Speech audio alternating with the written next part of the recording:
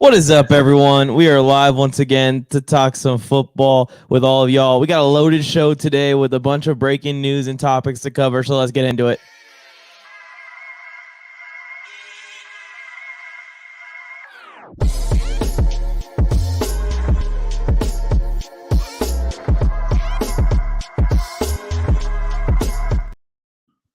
You are tuned in to the MJT Football Podcast. Say it, don't spray it, Mike. I'm joined by Joe Morley Sports. Tony couldn't make it today, so it's just going to be us two covering the latest breaking news in the NFL. Joe, how are you doing? I thought you were going to start beatboxing right there. I was like, oh, Mike heard the beat. He's ready to go. I got this mic. I was like, all right, I'll start off the show like that. I'm doing good, Mike. Everybody, welcome to the program. If you guys are new to the program, please consider liking and subscribing. And if you're listening to the audio version, come on over to YouTube, MJT Football on YouTube, and hit that like and subscribe button, or just continue to listen to us and share with your family and friends. That's all we can matter. But no Tony Tucker today, guys. No Tony Tucker today. No Tony Tucker today. I know he's kind of the lifeline of this show, so hopefully you guys don't get bored to sleep by us. But we got a lot of topics to talk about. We're talking about Stefon Diggs missing practice. We're talking about D-Hop and his tour around the league, visiting teams. We're talking about the Bengals and Chiefs already beefing before the season even gets started. And me and Joe are each going to predict our favorite to finish first at every position in fantasy football. So Johnny Talk Sports mock draft Friday or Saturday or Monday will be returning. And we are going to be doing it on a certain day each week. We haven't said it yet, but in the next couple of weeks, and we will be in contact with you to join in on those drafts. But we are talking fantasy football at the end of the show today. So if you guys want to talk your fantasy, make sure to stick around until we get there. Zero's in the chat as well. Missing Tony. Thank you for tuning in, Zero. And now, Johnny, let's do it. And Braden wants to talk about D-Hop. So why don't we just open it up, Joe, by talking about, the MJ football. MJ football. MJ football without Tony. We miss Tony every time. Yeah, we give Tony a hard time for being old and joking with him, but Tony is the glue to our program. Tony, come back. You can blame it all on Joe. Yeah, he probably is. He's probably why he's not here. Anyways, Deandre Hopkins is officially visiting his set of teams. He already visited the Titans, and reports are coming out that visit was really good. He went and visited the Patriots. We saw him posting on Instagram pictures with Matthew Judon after the visit. I think D-Hop probably is going to take a few more visits, Joe. But any thoughts on D-Hop's situation and his world tour, as I have it quoted here? He's probably going to go to 3 or 4 more teams at least. I don't know. I think he's done. He is. Done. So as of yesterday, it came out that said that he was going to wait or go weigh his decisions. So when he first got released from the Arizona Cardinals, got his release, and he was able to sign, we all thought Kansas City Chiefs, Buffalo Bills. Well, now it's showing to me that D-Hop is not about winning, more about pocketing that money, which I'm not hating on him. You go get that money, go get that money. And so he went to the teams that are wide receiver needy, the Tennessee Titans, who have right now need somebody, right? They need somebody, a number one guy over there. And they've been a playoff team, so it's not like you're not going to win a little bit, but they're not like you don't think of the Tennessee Titans as a Super Bowl contender, but he can go get his money from Tennessee. And then the New England Patriots, I thought Brian, Belichick, or not Belichick, Bill O'Brien, and I thought Bill O'Brien and D-Hop hated each other, right? Didn't he send him out of Houston? Well, that had to be some bullshit if he wants to go back and play with Bill O'Brien. Maybe he's a little bit familiar with that offense. He goes over there, and, I mean, it's going to be the tougher division because right now everybody thinks of New England as the 4th best team in that division. But D-Hop adding it with Mac Jones, they just lost the guy of the Raiders this year. I can't. Jacoby Myers. Yeah, Jacoby Myers. Like I'm blanking on my own team, but it is what it is. So I think it adds something, and I don't know, but I don't. In my mind, D-Hop going to New England is not a good thing. I mean, he could go over there and become a stud, but most star receivers go to New England and struggle in that offense, right? Don't they? Yeah, it's just not. it can be a receiver-centric offense. We've seen Bill have success with receivers, put up 1,000 yards receiving, do their thing. We've seen some tight ends come out of that offense and be crazy as well, but it's just not necessarily a single player centric offense like it used to be, where that whole thing was built around Gronk or that whole thing was built around Randy Moss. Now the Patriots are more so built for everyone to chip in and everyone to do their part. D-Hop to New England would be interesting because I think that there is some mutual respect there with Bill Belichick. He's talked about him many times on many interviews, and every time Bill Belichick comes up, D-Hop's got nothing but respect for the guy. And I think in that offense, D-Hop's looking at it and saying, what this team needs is a wide receiver one and a legit wide receiver one. So all of a sudden you throw D-Hop in there and assume that he's healthy. Hopefully he's healthy and ready to go this year. It's D-Hop at 1, Juju Smith-Schuster, who's a solid wide receiver 2, and then you're going to see guys coming in like Kendrick Bourne, Tyquan Thornton, all these guys out wide that can just stretch the field with, everyone forgets, they have Hunter Henry inside. Like D-Hop would actually be very beneficial to the Patriots. The Patriots probably are going after him so hard because they realize, like, okay, this actually gives us a shot in this division as long as one of our quarterbacks, either Zapp or Jones, can be decent for us. We know the defense is going to be good no matter what. And then all of a sudden now you got all the weapons there with Ramondre Stevenson coming out of the backfield. All of a sudden the Patriots could be a threat. My confusion is, are they a threat to win the whole thing with D-Hop? I'm not going to say that. I don't even know if they can win the division. They could probably squeak into the playoffs potentially. We know what Bill Belichick can do. The Patriots are not number one destination if D-Hop's looking to win a ring before he's 35. And is he going to make it to 35 with this many injuries already? I'm okay with it because look at Braden put it in the chat right here. What about the Chiefs? If D-Hop wants to win a ring, that team needs a wide receiver. Patrick Mahomes would love to play with DeAndre Hopkins. He just needs to take a pay cut. And it's not even a massive pay cut. He needs to just be reasonable for a 2-year deal. Yeah, and that's what he's going to have to do. And Mike, Juju Smith is already hurt.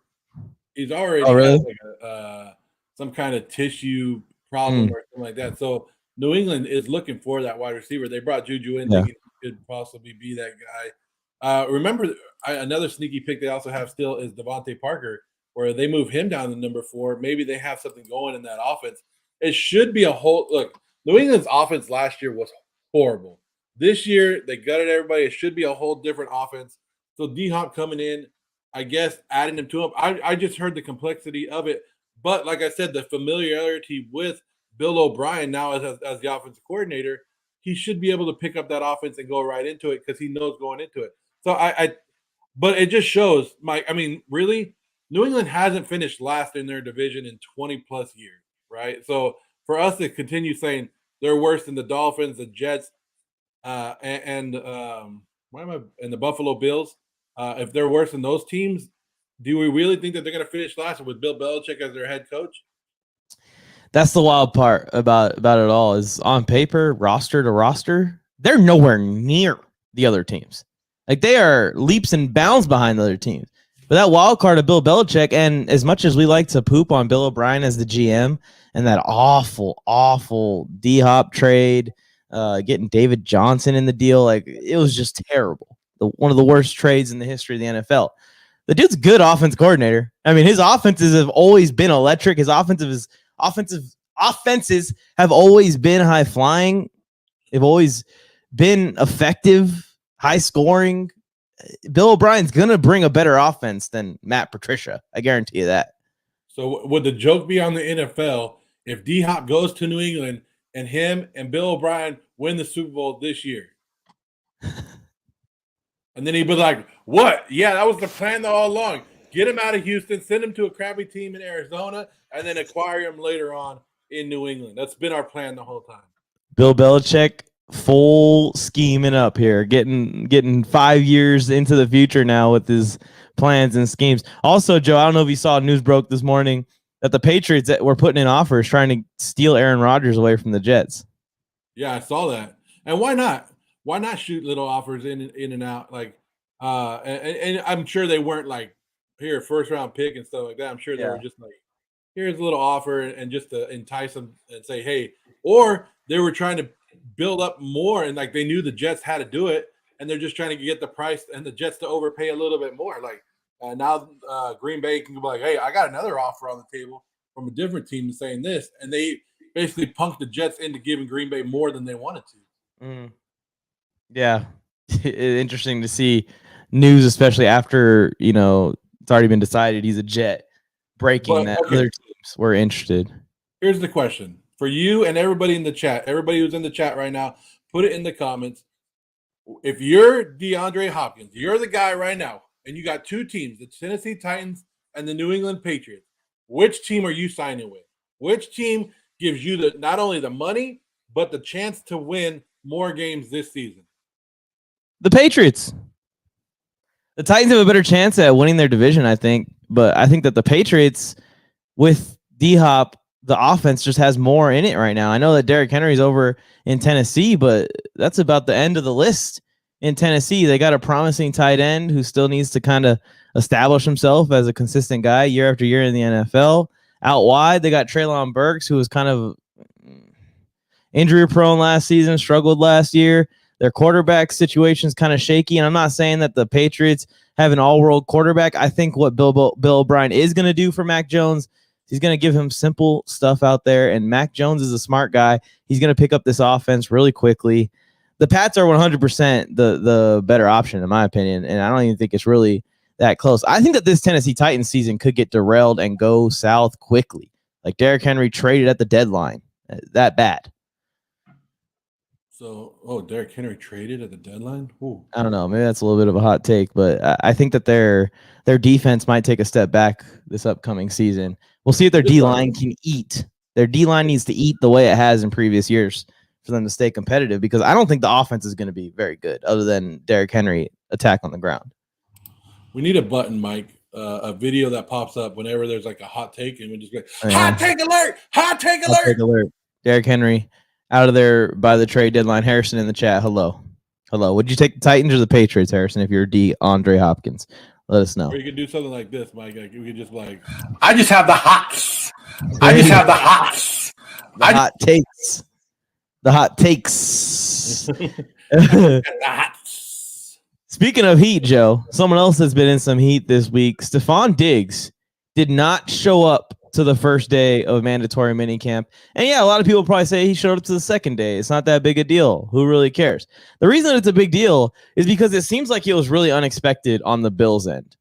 Yeah. The Bills head coach, the Bills media, there was no preparation. There was no expectation that Stefon Diggs was going to miss this practice. It seems like Diggs went to Buffalo, had a conversation with them. They did not see eye to eye, and he decided, you know what? Then I'm not going to show up to practice tomorrow. That's what the situation feels like. That's me speculating a little bit, but something had to have happened to lead to Diggs no showing the practice. And whatever it was, it is quote unquote resolved. But we know how football goes. These little issues, when we see smoke coming up out of minicamp, before the season's even really underway, there's a fire there, and that's only going to grow if there are any struggles throughout the season. Your thoughts on Diggs missing the first day of mandatory minicamp and then all of a sudden showing up the second day? Well, it's funny how they reversed story too. McDermott got him up there, and he's like, "Yeah, I'm really worried about him not being here." I forget the actual wording they said, but yeah, he was like, "Yeah, I'm worried about him not being here." And the next day, he's like, "Well, I'm worried about any player that doesn't come out here. Which, he was here and then he went home. We just needed space." I want to know what the hell's going on, Diggs. What the hell's going on with you? Because even Josh Allen came out and he was sad about it. You are the 5th highest paid wide receiver in the league right now. So it's not a money. It can't be a money issue, can it? There's no way. And then you're looking at their offense and you're like, okay, last year they were second in points scored. They were second in yards, total yards. They were the 8th most passing team in the NFL. And you have one of the best young quarterbacks in the league. I don't know what could be the issue here. I don't know. Diggs gets the ball. It's not like they don't game plan with him and he's only getting 1 or 2 targets a game. I don't know what the issue is. All I see here, Mike, is something that's been backing me, you, and Tony in our arguments this year, that we're saying that there's trouble in Buffalo and the Buffalo Bills won't be as good as they have been the last couple of years.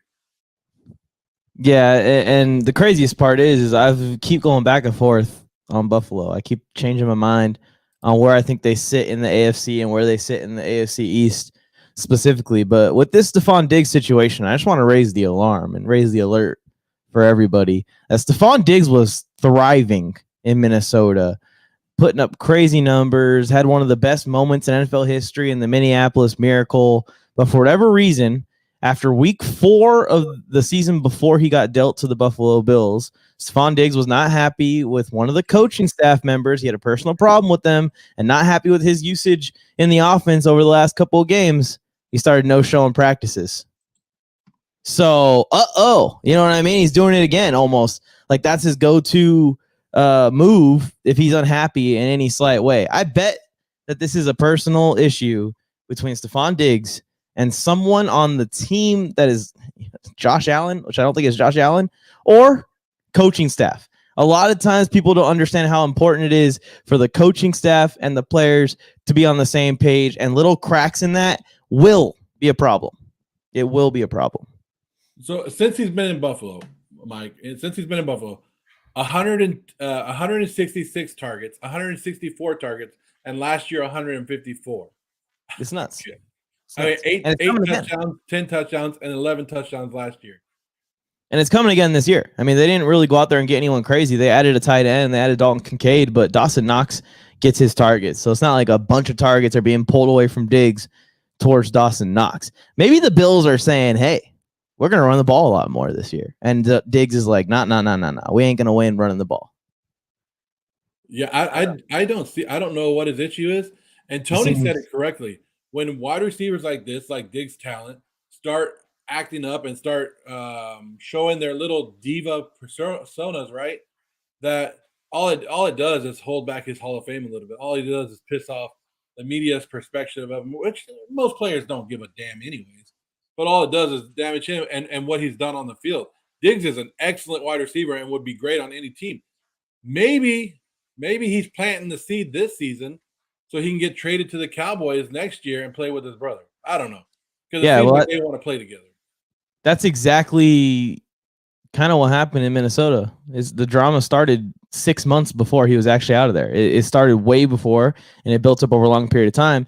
Zero's bringing up that the Bills should sign Dalvin Cook to kind of satisfy Diggs and keep him happy and keep him from doing what he did to the Minnesota Vikings. Obviously, Cook and Diggs, former teammates, former friends, from what I've heard. And maybe that's what it is, Joe. Maybe he wants the Bills to go after Dalvin Cook, and the Bills told him he's too expensive. We're not going to do it. Maybe D-Hop. I don't know. Maybe he wanted the second wide receiver with him. Maybe. It could be. Maybe there's he thinks he has more pull with the organization, and they're like, nah. Yeah. But Dalvin Cook's learning right now that there's not a big market out there for running backs, like we said. Like, you're not going to get the $10, $15 million. Barkley's is probably the best guy on his team right now, and he's only getting offered $14 million. Like, running backs, I understand you want to break the market and you want to get paid, but it's not there. It's a supply and demand market, and if you're not getting it, guess what? You're not getting paid. They don't care. They can go out there and draft 4 more guys just like you.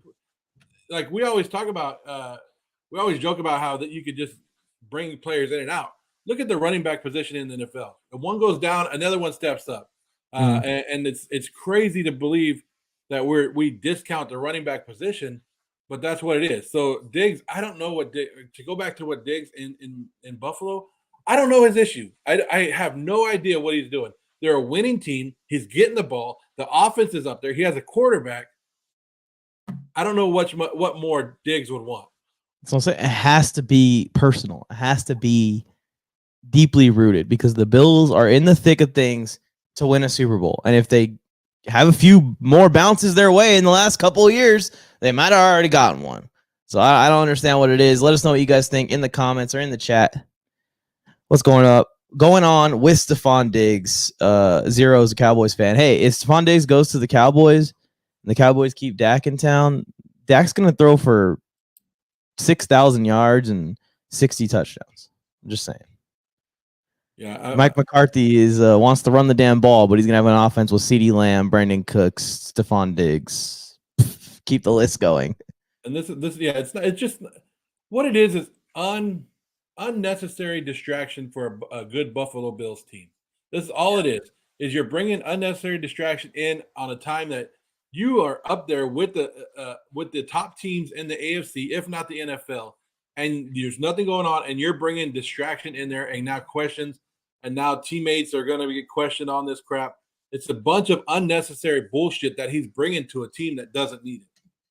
Exactly. All right, I'm gonna pop my Celsius because I'm gonna need it to talk about these two teams. Two teams that I would like to see fail this year are already beefing because they're rivals and they're atop the AFC right now. They're competing for the AFC crown. The Bengals and Chiefs are already beefing. And I don't know if you saw it on social media yet, guys, but what had happened was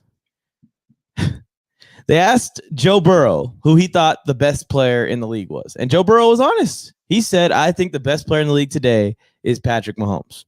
Then they walked a few lockers over to Jamar Chase's locker and asked Jamar Chase the same question.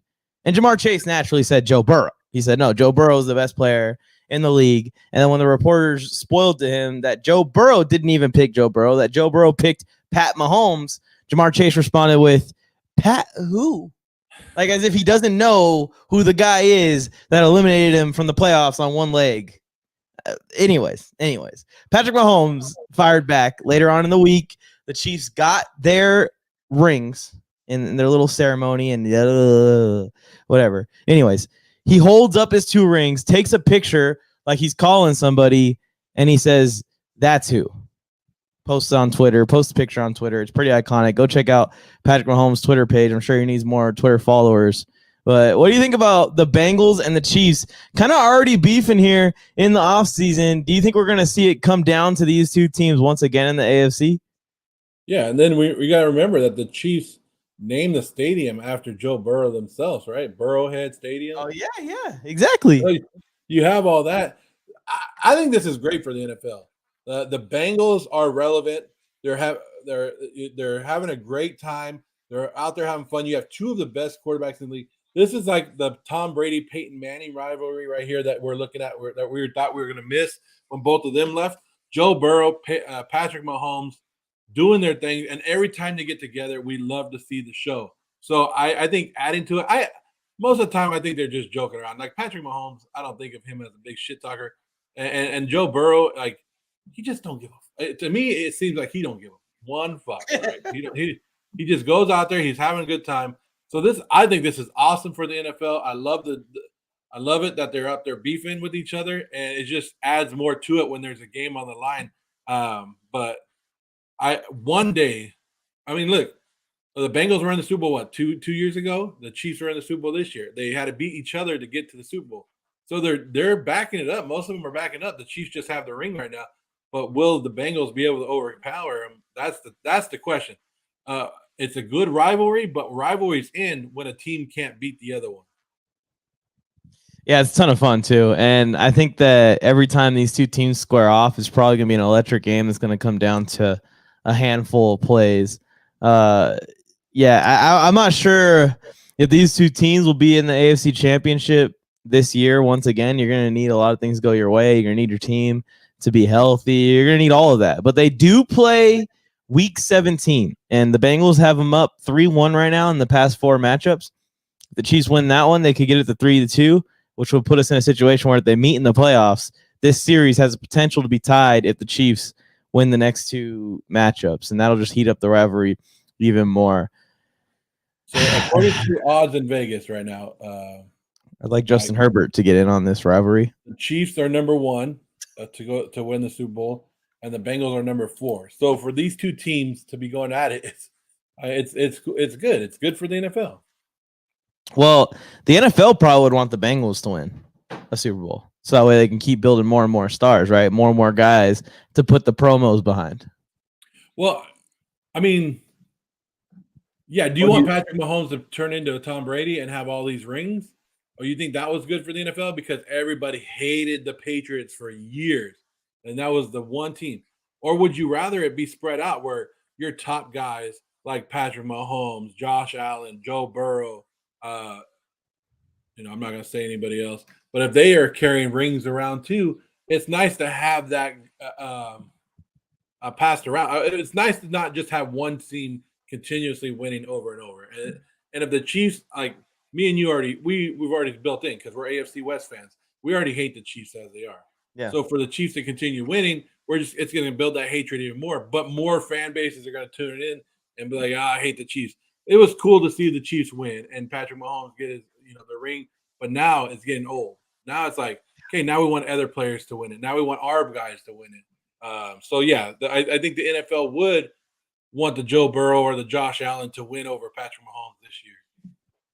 I'm here for it too. I want them to win over him, but let's go with Herbert out of all the options on the table, please. Who? I mean, how many, like, Herbert who? Yeah.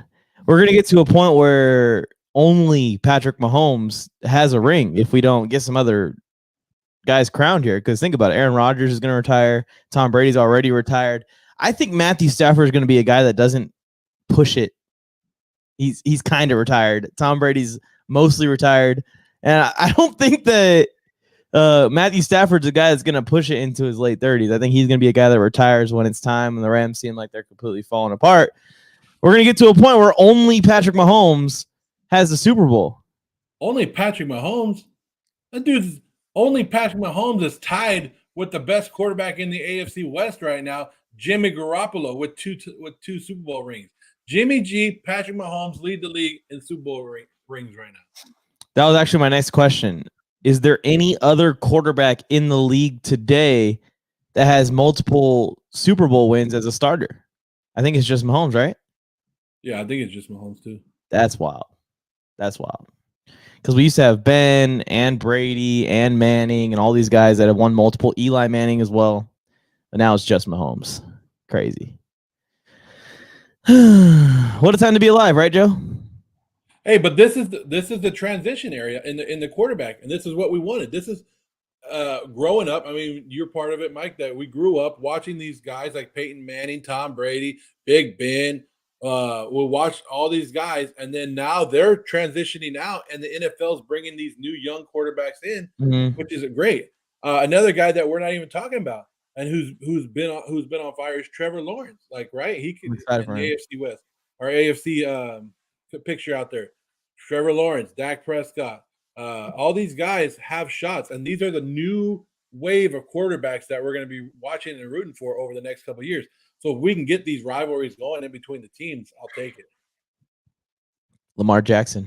I've always said that the Ravens are a team that could just 1 year be a one-hit wonder and go if they can get a healthy season out of this team somehow. All right, Joe, you want to get to our final topic of the day, our grand finale? We're blazing through. But we're going to be talking some fantasy football here, y'all. And here's the question.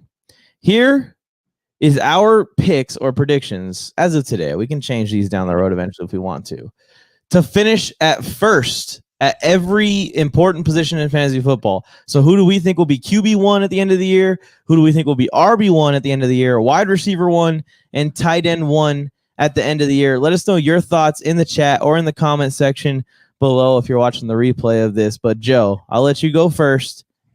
You go QB1 first, and then I'll go QB1, and then you go RB1, and then we'll go back and forth. Okay, so who and why will be your QB1 for fantasy football in 2023?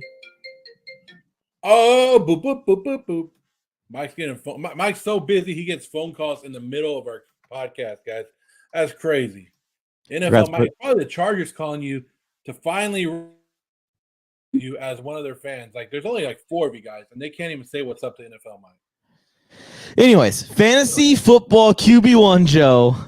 Let it fire. All right, I'm not scared. So my quarterback 1 is going to be somebody that you guys aren't thinking about, and somebody you probably not drafted until a little bit later in the rounds. But QB1, the guy who finishes number 1 this season in fantasy football as the QB number 1, Chicago Bears quarterback Justin Fields. Because not only he's going to be like Lamar Jackson was a couple years ago. He's going to be running and he's going to be passing. They brought in DJ Moore, who I think is going to have an excellent season as well. But Justin Fields is going to be more able to sustain more in this offense than he was last year with the better weapons, the better offensive line. They went out there and put more for him this year to succeed. So Justin Fields, I don't know where he finished last year. I know he's being ranked like in the top 10 already this year, but I'm going to put him at number 1 because rushing yards mean a lot too, right? And if we were just going passing yards and touchdowns, it'd be something else. But I think that guy could break a 96-yard touchdown in one play and be gone. And that's 9 points plus your touchdown. So I'm going Justin Fields as the number 1 quarterback in fantasy this year. I like it. It was someone I thought about as well. He's going to need an explosion as a passer and complete some more touchdown passes to make that happen, but it definitely can happen. And they're saying that Justin Fields has been working on his mechanics in camp, and it's actually going pretty well. I actually kind of like the take, and I'm thinking similarly to you, but not completely, not the same name. I just think that Mahomes' touchdown total is going to lower just a little bit, enough to bring him to QB2 or QB3 or QB4. He'll still be great because he's Patrick Mahomes, but maybe that touchdown total isn't as high as it's been in previous years. I think that with the Bills drama, it scares me a little bit. And I've always thought that Josh Allen is a huge injury risk on every play, just about with the way that he plays. I'm going with my QB1 to be Philadelphia Eagles quarterback, Jalen Hurts, just like 0. I think that he has a chance to score even more touchdowns this year in year 3 of the offense, which, by the way, usually quarterbacks explode in year 3. Jalen Hurts exploded a year early in year 2. They got all the pieces around him to, again, raise that touchdown total as a passer as well. You got a lot of yak guys in this offense. They're going to get a lot of stuff after the catch. DeAndre Swift is there, and you know that they like to get him out in screen action and stuff in Detroit. I expect them to do it in Philly as well. I think that Jalen Hurts is just going to put up a crap ton of stats this year. There's a chance he can win MVP, but for me, I definitely think he's going to be the QB1 for fantasy football this year. Yeah, and Zero said Eagles do a quarterback sneak every goddamn. You know what's crazy about this is that they don't. They only do it when it's smart on 4th and 1, and they've perfected it. It isn't something that is new to the game of football, doing the QB sneak. Some teams don't do it because they're scared their quarterback is not good enough to move forward 1 yard with the D lineman there. But the Eagles are confident in Jalen Hurts, and more so, they're confident in Jason Kelce. He's the motherfucker picking up the 1 yard in all these plays. He's the one that's mastered snapping this ball and getting his block just a yard upfield, and they're going to punish him for it and take away the QB sneak. I understand abolishing the push from behind. I guess that could be a little unfair, a little bit scary too for injury risk, but the QB sneak can't just be taken out the way they talked about it. That's a soft subject for me because I remember when those were some of the most intense plays in the game, those 4th and 1 QB sneaks. Yeah, and you see Harrison. Harrison said if you're drafting, you might as well take every Panther at every position. That makes sense. That makes sense. So he's like Panthers are the best. So you're saying that Christian McCaffrey will be running back 1, right? Harrison? Ooh. So you have I have Justin Fields at quarterback. We'll move to the next position, running back. And this is RB1. This is the tough one in this year's fantasy, Mike. I don't know how many fantasy drafts you've done already or have tried to do, and we've been talking about it in our group chat with Tony about fantasy guys. If you don't get one of these top running backs, where do you take these running backs later on?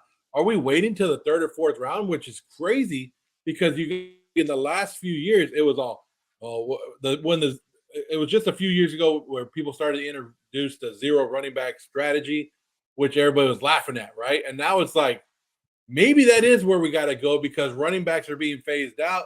And if you can't get one of these top guys that are catching balls and putting up, more than just running the ball, then you're going to be shit out of luck. So you might as well wait. So which running back are you taking number 1 if you had the chance?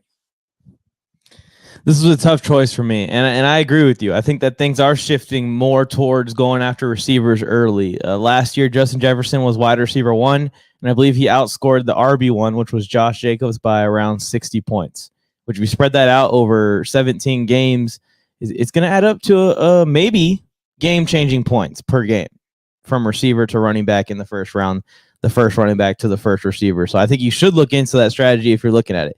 But here we go.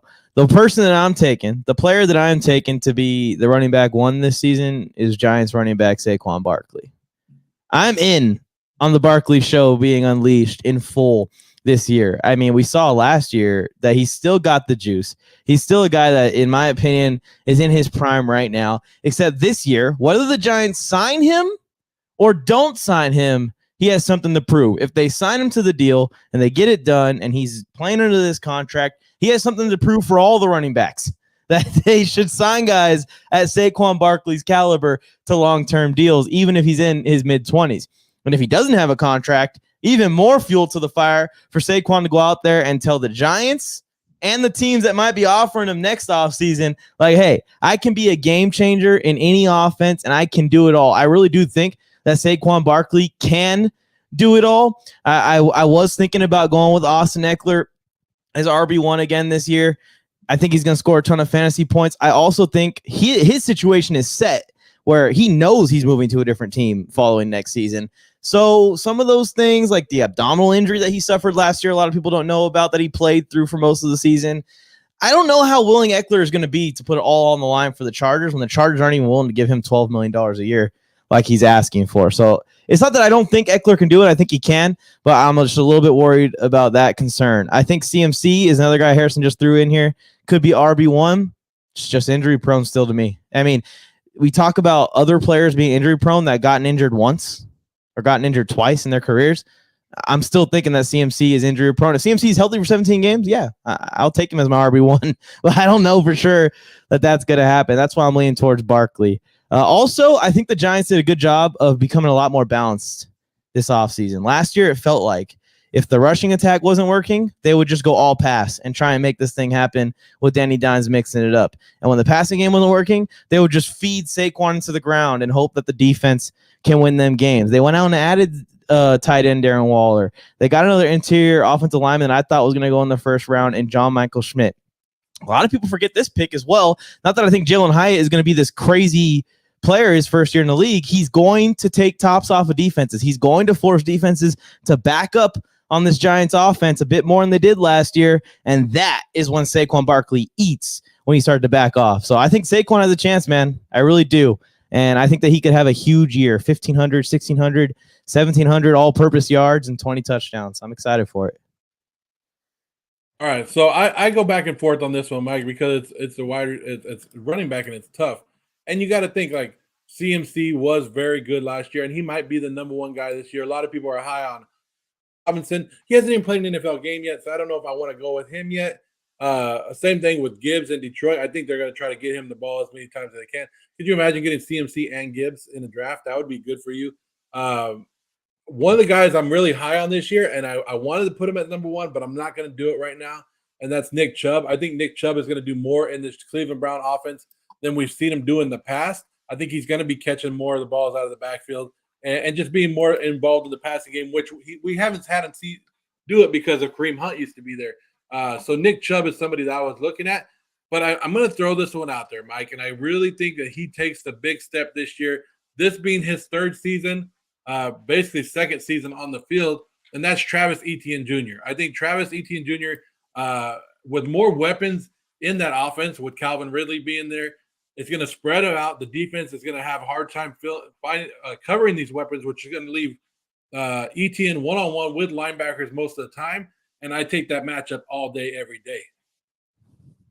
I like it, especially in PPR leagues. Travis Etienne Jr. could be a threat. I don't know about RB1. Maybe that's a little bit of a hot take there, Joe, for RB1. It might be, but when you're going, just like quarterback, I'm taking Justin Fields, not because of his throwing and passing touchdowns, but because of everything that adds into it. So I'm looking at overall fantasy points, which is going to put him at running back one, which is receptions, which is rushing yards, which he can get over 1,000 yards, and then get the receiving yards, which turns into touchdowns. I mean, come on, Mike. You swing him out near the goal line, he's going to get in there.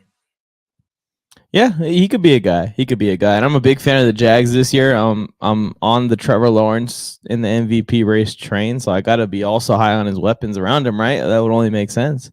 Yeah. Start to believe. I'll just say it right now, Joe. For my wide receiver one pick, I didn't get too fancy. I don't think there's anyone that can dethrone Justin Jefferson this year. Cooper Kupp was someone that I thought about.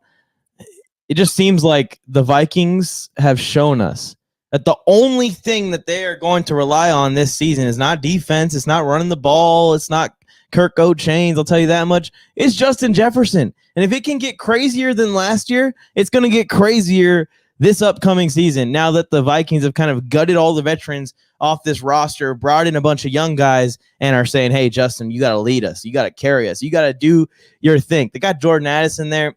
Very good. I'm excited to see what Jordan Addison does in the Minnesota offense. He's a rookie receiver, so we got to keep that in mind, that even if this guy has 700 yards, let's say, which is what KJ Osborne had in this offense last year, that's a great year for a rookie wide receiver. Justin Jefferson could have 2,000 yards, like we were saying last week on the show.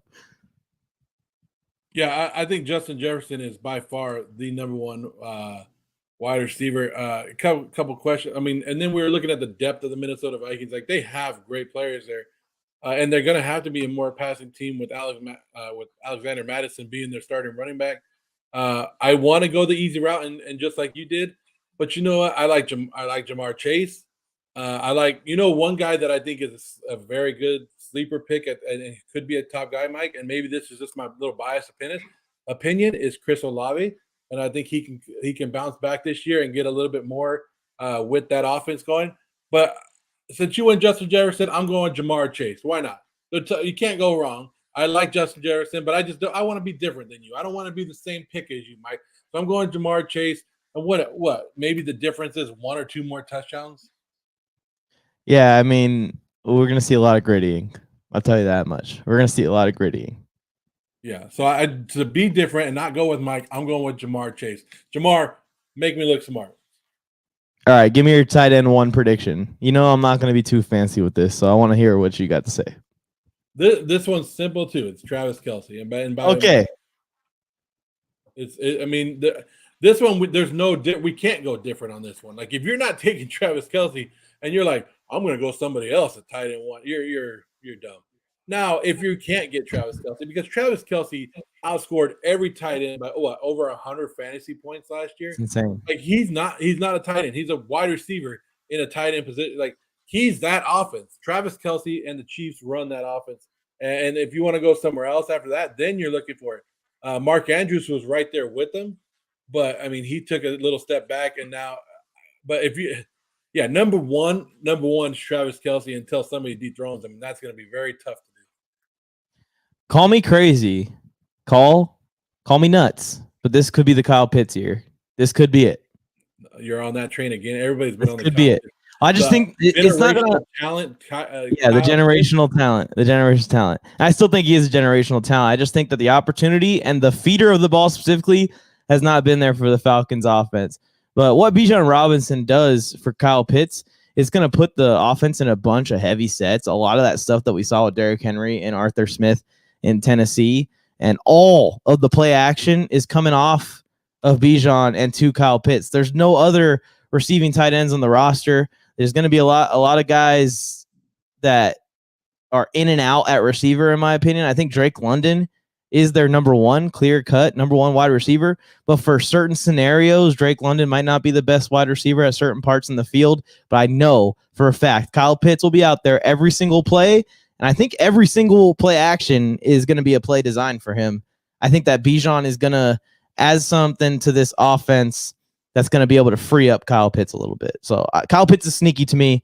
If Travis Kelce, God forbid, right? We don't ever want to see anyone get hurt. If Travis Kelce gets hurt, then maybe Kyle Pitts slots in. But if Kelce's healthy, I mean, I don't know how many tight ends in history will beat his fantasy score next year. Yeah, and he runs screen pass. He runs weird little whatever they got going on. He runs it, and that's the thing about Travis Kelce. You never know where he's going to get the ball. He's not like any other tight end in the league.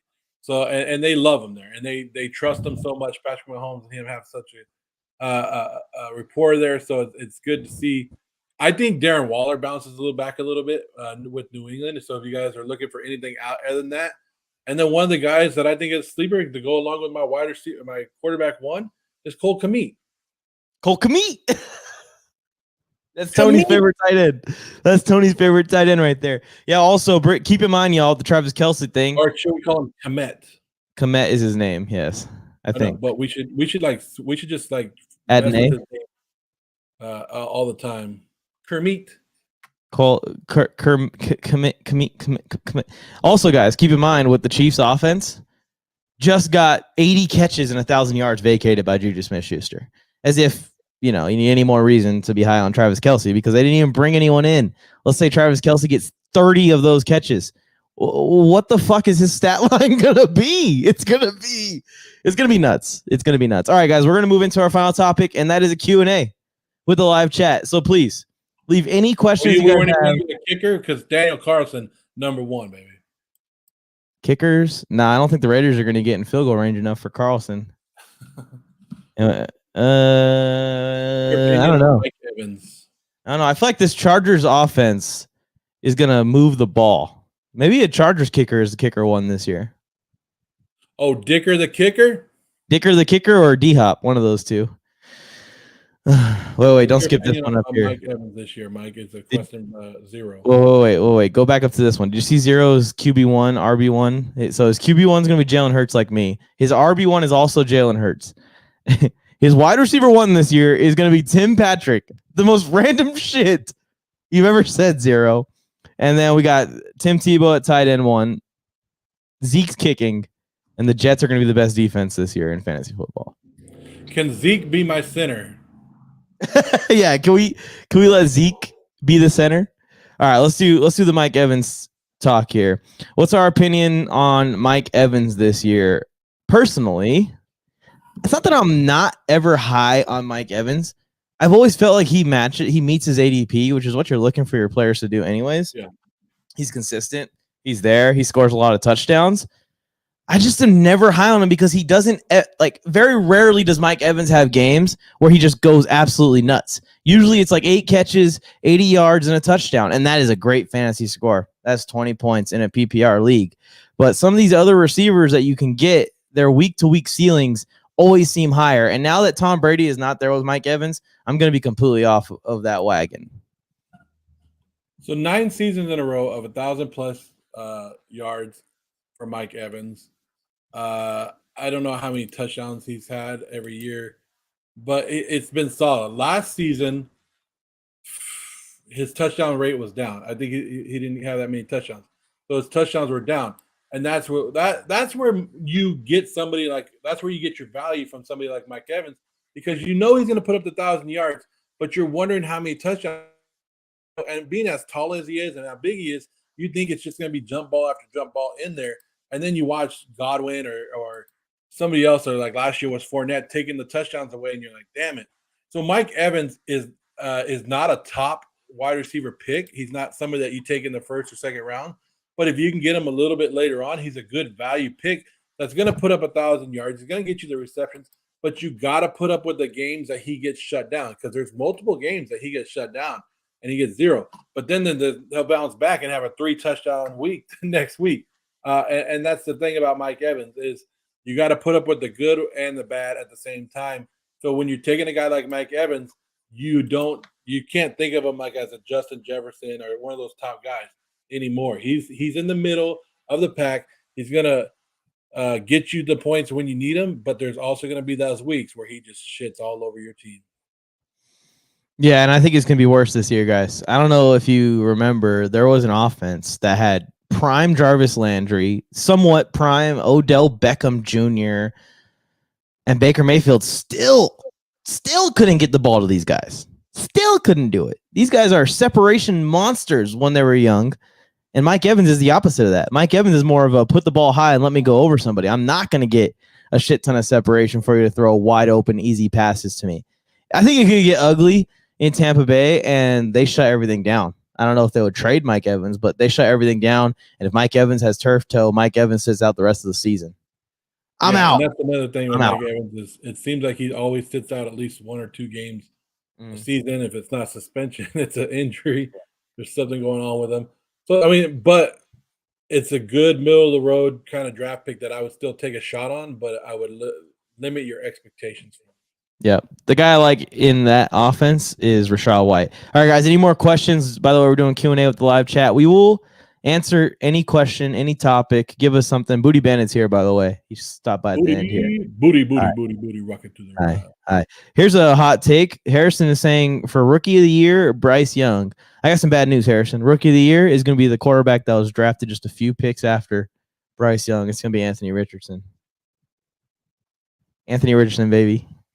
Nah. Who you got, Joe? Aiden O'Connell or Michael Mayer? Maybe. I mean, it's always a quarterback, right? It's always is. Like They never give these awards to just anybody anymore. CJ Stroud? That's why I think CJ Stroud's going to surprise a lot of people this year. Who's this? John Robinson Woodgate? Woodgate? Who the hell is that? I don't know. Opinion on Frank Gore this year. He's good. Actually, not a very good boxer. I saw him get clocked by Le'Veon Bell. Oh, that was Adrian Peterson. That wasn't Frank Gore. Is Frank Gore's son in the league yet? No, I think he's in college one more year. One more year? But is he good enough to make the league? I don't know. I don't know either. Sometimes Can the you make the league Panthers? just because of your name. Here's a question: can the Panthers win the division? And in my opinion, I don't think so. I think there's one team that's like head and shoulders in this division. I'm not going to say they can't win the division because I don't think the division is very strong. And when you're looking at, have you seen we haven't broke down this division yet, but when you go and look at these schedules of these teams, they're not playing. Their schedules suck or easy. They probably have the easiest schedule of all divisions.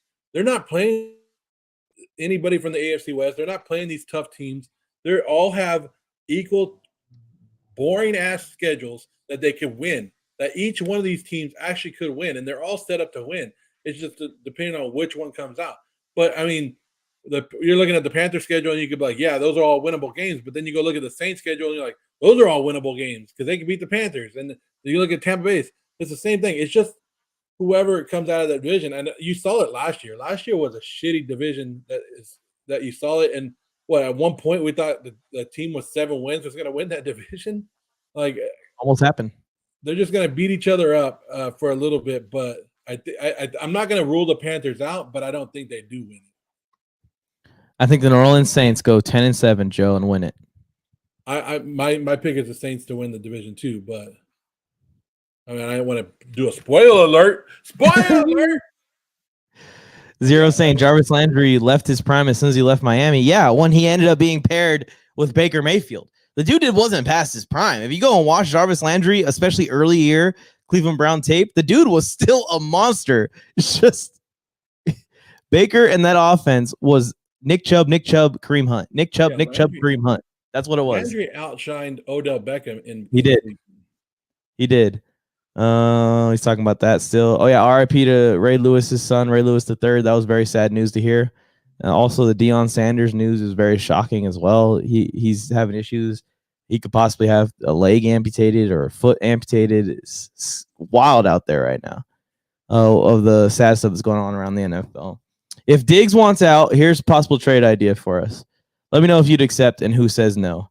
Diggs to Dallas. Dallas's first-round pick to the Commanders.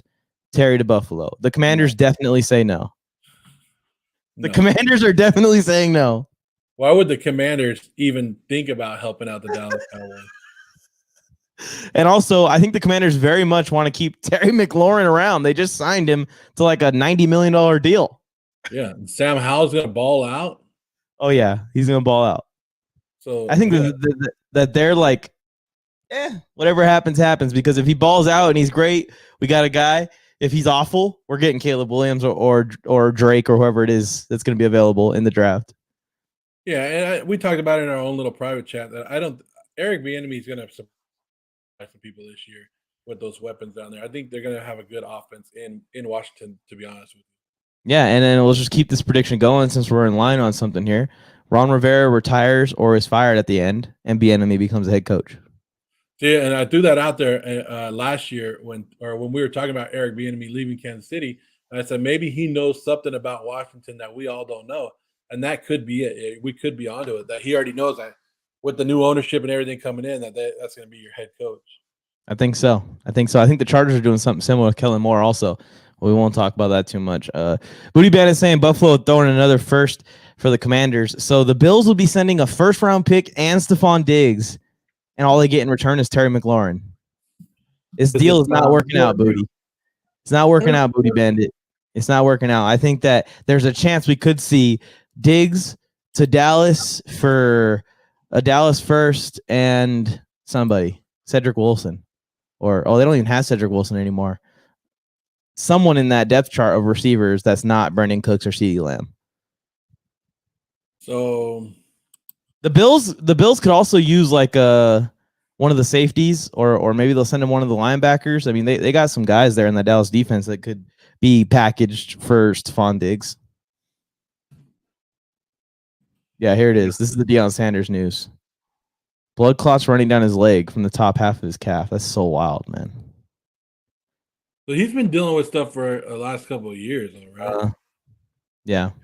It sucks to see that with what he's been doing with these young players and getting players that want to play for him, and now moving on to Colorado. I wanted to see what he can do, but he's always been somebody that I watched growing up. So hopefully, Deion Sanders, we wish you the best. Yeah, much bigger role with Colorado now, and a much bigger spotlight. Something that could, eventually leverage him to the NFL. Honestly, if he does really well there.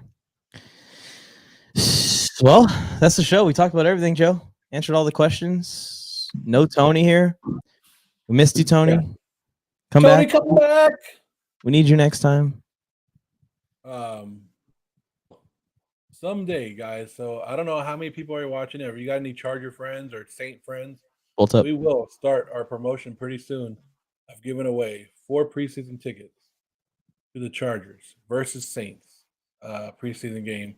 So if you guys know anybody that are Charger fans or somebody that lives in the SoFi area that wants to go to the game, because we don't provide transportation, we just provide the tickets for you. But you guys can be coming along with that. So if you guys want that, stay tuned. Let us know.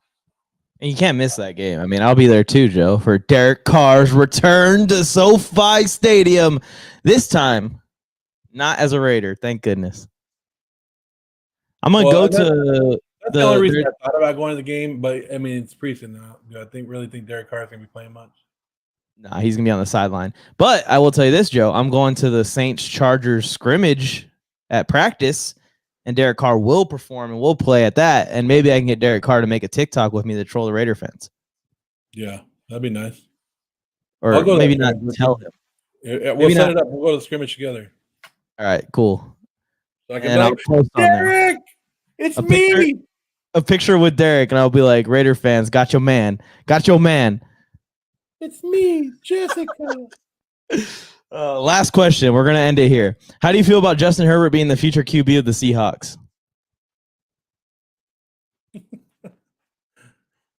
Thanks for tuning in, everyone. Mike, right? I don't think he. No. Don't start this. Don't start this. No, he never said that. So this is what happened. With that quote. It's pretty wild, actually. And I'm not gonna roast too many people for doing this, because I do this with my TikTok sometimes as well.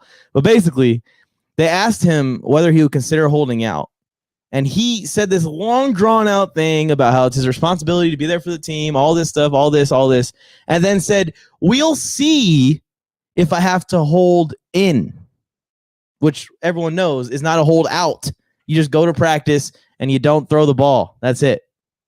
So he's not saying he's going to hold out. He's never threatened to hold out. He said, if we don't get a contract done, we'll see. I'll talk with my people if I need to hold in, which would mean that he's not going to miss any games. He's not going to miss anything. Derwin James did it last year. Got a mega deal. It worked out for him. Who? Derwin James held in of all of training camp last year. Never heard of him. Don't do this. He's going to be snatching balls. He's going to be taking Jimmy G and choke slamming him on the field, and then you'll hear him. Jimmy G to Devontae Adams. Touchdown, Raiders. Jimmy G rolls right. He thinks he can get to the end zone. Derwin picks him up and slams him on his head. The crowd goes crazy. Plays dirty like that, huh? Smashes 2 beers when he gets to the sideline. Derwin plays like the Mexican soccer team. Dirty. Oh, okay. Also, I heard that USA soccer is better than Mexico soccer already. Well, I don't know if you saw this, Mike, and I should make a video about it on TikTok. But that game was played where? Allegiant Stadium. So the Raiders rubbed off on the Mexico team. We'll take it. At least the Raiders are doing something good for the world. Maybe that's a video I should make. Damn it. Yeah, well, you didn't see all the fights and stuff there? It was crazy. Oh, I did it. No. All right, guys. We'll see you guys next time. We're live here on MJT. Thanks, everyone, for tuning in the chat. Zero. Booty Bandit, Harrison, everybody out there. We appreciate y'all. Happy Father's Day, everyone. Everybody out there. Say Happy Father's Day to your fathers. Happy Father's Day, Joe. It's not one of those well-celebrated holidays, but we got out there, and Tony's probably out there playing golf. Yeah, I send a card to my dad, Daniel Carlson, every year, and he never responds. Yeah, you should make a video on Sunday. Happy Father's Day to Daniel Carlson. I think I did last year. I'm not sure. I'll have one prepared for that. Or maybe we'll see. We'll see. Anyways, Zero said he watched the video of mine of when I was looking for Alex Rodriguez in New York. Remember when I went to New York? Alex Rodriguez or Aaron Rodgers? A-Rod. We can't say A-Rod without saying, like, my old ass thinks of Alex Rodriguez because that was the original A-Rod. The more infamous A-Rod, somehow. Yeah. The higher paid A-Rod. The better looking A-Rod. Oh, we got to go on from all that stuff. Oh, I ain't a fan of that A-Rod either. I'll tell you that much right now. we should do that, like, which A-Rod do you hate the most? Number 13 and number 12. Which one do you hate more? Well, all right. We're actually out of here. Funny, little story just to add on to that video, Zero, is when I was on the plane back from New York flying back to California, when I looked out the window, the New York Jets plane was parking, and I couldn't get my phone out fast enough to get the video of the plane. And I was going to be like, oh, he just landed in New York, but I missed it. But I don't know what the Jets plane was doing, but it was a big-ass plane with Jets all over it, Jets logo and stuff, and I missed it. So that would have been part 2 of that video. There was definitely someone in that plane, whether it was Aaron Rodgers or an owner or something. Somebody was in there. Yeah. All right. I'm officially going to sign us off. Oh, yeah. He's number 8 now. He's not number 12 anymore. Sorry, Zero. That's why he didn't go to the Raiders, because Josh Jacobs was wearing 8 and he wanted to wear it, and I'm just kidding.